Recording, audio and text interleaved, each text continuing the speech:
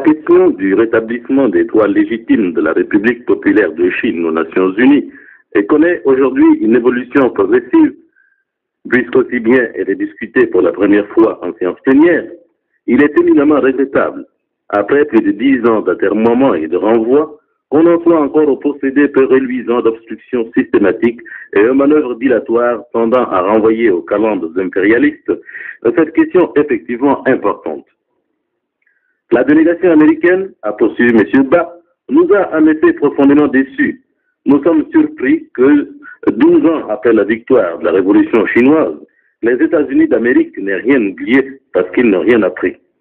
Nous sommes d'autant plus déçus puisque c'est précisément M. Stevenson, pour qui les Africains ont beaucoup d'estime et d'admiration à cause de son passé d'homme de progrès, qui s'est fait le porte-parole d'une cause si peu juste et si peu défendable, d'une mauvaise cause qui, nous le répétons, risque de mettre en péril et met déjà en péril la cause pour laquelle ont été créées les Nations Unies.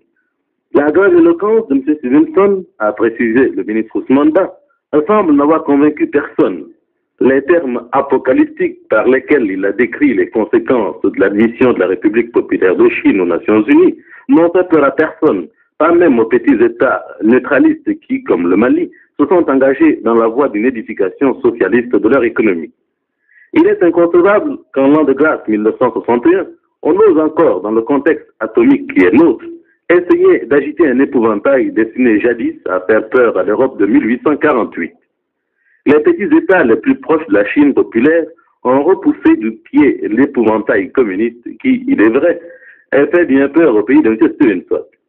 Les petits pays neutralistes comme le Mali ne sauraient souscrire à cette hantise communiste morbide, responsable de toutes les difficultés que connaît le monde actuel. Il est seulement regrettable que certains petits États aient cru devoir jeter de l'huile sur le feu, comme pour mieux se joindre à un camp qui veut nous faire partager sa peur de la grande Chine populaire. L'autre argument de M. Stevenson, qui n'a pas plus de portée que son désir de semer la panique dans les petits pays, est que le régime intérieur de la République populaire de Chine ne lui plaît pas parce qu'il est communiste et agressif. L'agressivité de la Chine populaire, ajoutait M. Ousmane Ba, n'a encore été démontrée par personne. Au contraire, les orateurs qui m'ont précédé, à de rares exceptions près, ont reconnu le caractère pacifique de ce grand pays et la stabilité de son gouvernement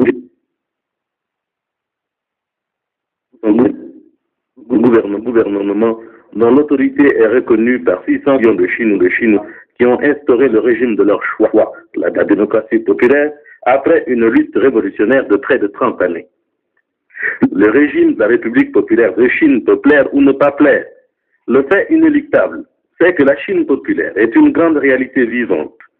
C'est que la Chine est membre fondateur des Nations Unies, qu'elle fut une des premières à signer la charte de San Francisco, que la constitution chinoise indique sans équivoque qu'elle adhère aux principes définis par la charte.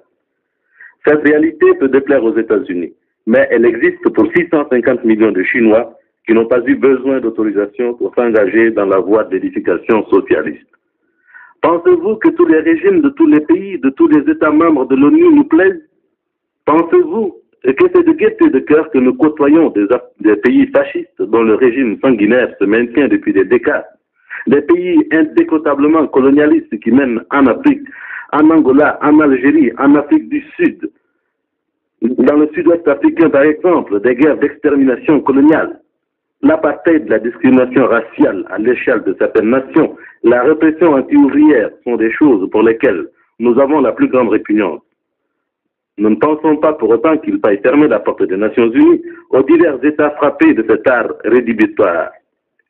Le jeune Marx écrivait dans les notes préparatoires à sa thèse de doctorat en 1840 « Celui qui ne trouve pas une joie plus grande à bâtir l'univers et à être le créateur du monde qu'à s'agiter éternellement dans sa propre peau, celui-là est sous le coup d'un anathème de l'esprit. Il est chassé du temple et de la conscience éternelle de l'esprit et il est obligé de se chanter à lui-même des berceuses sur sa félicité privée et de rêver la nuit de lui-même. » Nous pensons que cette vérité était comprise aux États-Unis depuis les Libyes forestaliennes. À ce stade du débat, devait déclarer le ministre Ousmane Ba, et après tant d'exégèses juridiques faites par des pays pour lesquels nous avons la plus profonde estime, il me reste à indiquer que mon gouvernement, et qui a reconnu la République populaire de Chine à laquelle il est uni par des solides liens de coopération et d'amitié, est en faveur du rétablissement urgent des droits légitimes de la République populaire de Chine. Mon pays pense qu'il est également urgent pour les Nations Unies de transcender les problèmes et les manœuvres de guerre froide, de considérer objectivement cette question, de la ramener à ses proportions véritables, de lui trouver la seule solution qui exige l'équité et le droit, c'est-à-dire qu'elle est un simple problème de lettres de créance, conformément à la tradition déjà établie par notre Assemblée pour des cas identiques. Nous pensons qu'il faut, sans plus tarder, inviter les représentants authentiques de la Chine à occuper la place qui a toujours été la leur dans notre Assemblée générale, au Conseil de sécurité et dans les organes subsidiaires des Nations Unies. Les adversaires d'une telle solution, a poursuivi M. Ousmane Ba, mettent en avant une série de faux problèmes tendant à masquer le maintien de leurs visées impérialistes et de leur volonté de puissance, car ce n'est pas seulement Frédéric Nietzsche qui définissait le droit, la volonté d'éterniser l'équilibre de puissance actuel. Ils invoquent pour ce faire trois faux problèmes que nous examinerons brièvement. Premièrement, l'importance du problème. J'en ai indiqué le machiavélisme, mais son importance n'intéresse les auteurs du projet de résolution AL 372 que dans la mesure où, par le jeu d'une majorité mécanique, les États-Unis veulent imposer la majorité des 2/3 pour rétablir la République populaire de Chine dans ses droits légitimes. La manœuvre est grossière, tendant une fois de plus, puisqu'on est sûr de sa majorité, à renvoyer l'affaire sine die.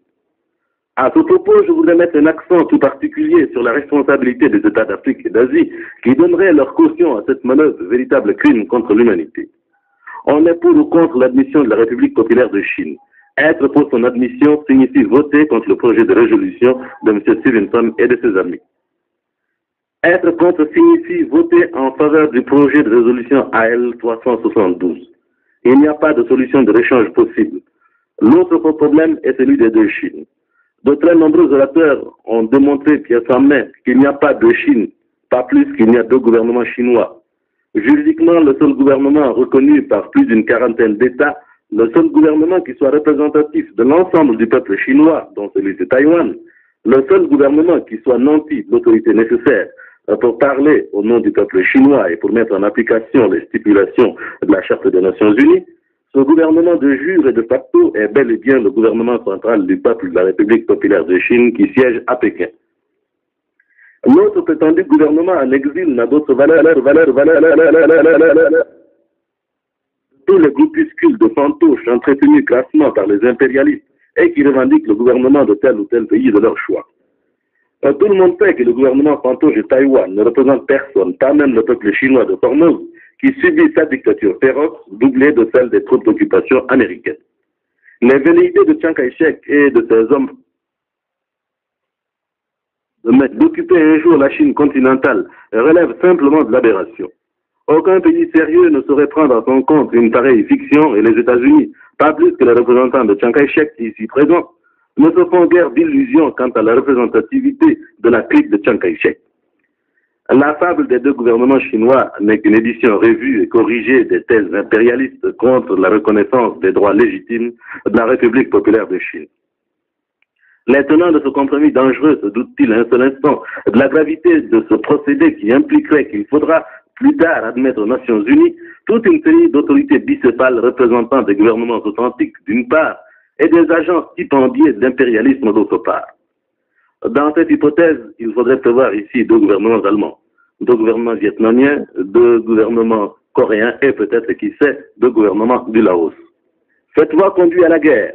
Un régime et une classe décadente en proie à leurs contradictions ont besoin de la guerre extérieure ou la guerre civile pour surmonter ces contradictions, ces crises. Le troisième argument, qui nous paraît également très sérieux, est celui du devenir des gens de Taïwan, je veux dire de Chiang Kai-shek et de sa poignée d'agents contre-révolutionnaires qui se sont mis délibérément, après la victoire de la révolution dans leur pays, au service de l'impérialisme pour la restauration du féodalisme vaincu par plusieurs décennies de lutte révolutionnaire du peuple. En bonne logique, le sort des 650 millions de Chinois devrait être plus préoccupant que celui d'une petite phalange de marionnettes. Le sort des dirigeants de Taïwan sera celui de tous les fantoches de tous les pays. Ils iront rejoindre dans les asiles somptueux de leurs maîtres, les Baodai et les Batista de tous les pays. Les États-Unis pourront les recevoir, leur faire fête et les entretenir grassement dans leurs illusions perdues, à moins que, comme disent les mauvaises langues, ils ne mettent fin à tant de crimes contre leur pays par un harakiri digne de leurs aïeux. Sans épiloguer plus longtemps, a conclu M. Ousmane Ba, je voudrais indiquer la position de mon gouvernement sur cette question qui nous semble parfaitement claire. La République populaire de Chine mérite à tous égards d'être établie dans ses droits légitimes en dehors des aspects géographiques et démographiques de la question, bien qu'ils aient été évoqués parfois en termes maurassiens. Je n'insisterai pas sur le caractère pacifique de ce grand pays, ni sur la stabilité remarquable de son gouvernement central. Je ne parlerai pas de son développement économique et social impétueux, le grand bond en avant, comme on dit là-bas, et que la personne ne saurait le méconnaître. Je ne ferai pas de controverse sur les communes populaires. Je n'évoquerai même pas la contribution essentielle de la République populaire de Chine à l'œuvre de libération des peuples colonisés et dépendants, son rôle primordial à la conférence de Bandung, sa solidarité jamais en défaut vis-à-vis de l'ensemble des pays du tiers-monde. J'aurais même pu évoquer la contribution décisive des dirigeants chinois aux problèmes idéologiques du développement de l'histoire et du développement de la théorie de la connaissance, car des pays qui prennent notre assemblée pour une réunion d'analphabètes ont osé ici parler de régression spirituelle, s'agissant de ce grand pays qui est en vérité un géant de l'action révolutionnaire et de la pensée créatrice. Ma délégation pense que le problème qui nous préoccupe et les votes qui vont intervenir doivent se situer au-dessus des exigences des alliances politiques, militaires, économiques. Il s'agit du devenir du monde, de notre devenir. Et pour prolonger dignement la haute tradition de notre Assemblée, nous ne devons en exclure aucun pays, aucune pensée, aucun courant apportant une richesse nouvelle à l'homme et à la construction de son avenir.